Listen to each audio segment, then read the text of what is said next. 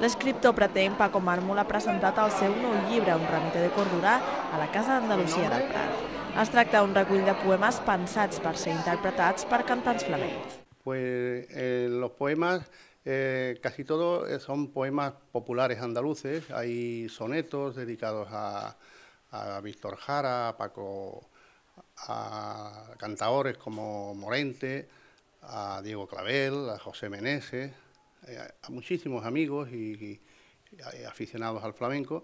Luego también hay temas de denuncia social y luego al final hay letras flamencas de todos los palos del flamenco, pues que yo he escrito letras para algunos cantaores y ahora voy a ver si puedo hacer que algunos otros cojan mis letras para cantarlas. A la presentació també han actuat el cantaor Lolo de Jerez, acompanyat del guitarrista Paco Guiñón i el grup Canela Pura.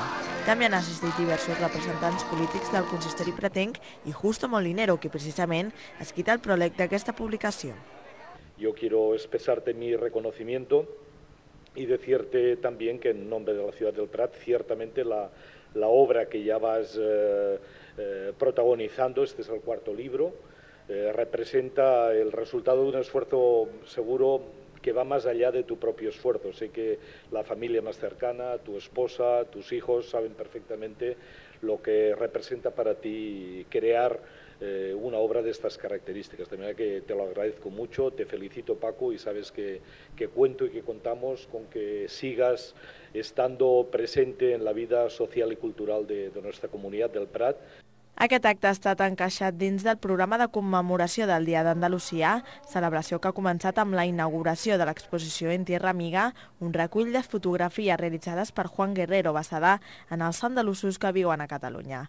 Aprovechando también un poco el montaje que habíamos hecho de todo el programa con motivo de la celebración del Día de Andalucía, que nosotros acostumbramos a hacer toda una semana de actos y ayer iniciamos la Semana Cultural con la presentación de estas fotografías que tenemos en esta sala, que es una cesión de la Junta de Andalucía, que es una colección de fotos de Juan Guerrero llamada En Tierra Amiga, y que presenta unas fotografías muy humanas, siempre con rostros que han vivido unos acontecimientos promocionados y que han llevado a cabo los andaluces que vivimos aquí en Catalunya durante muchos años.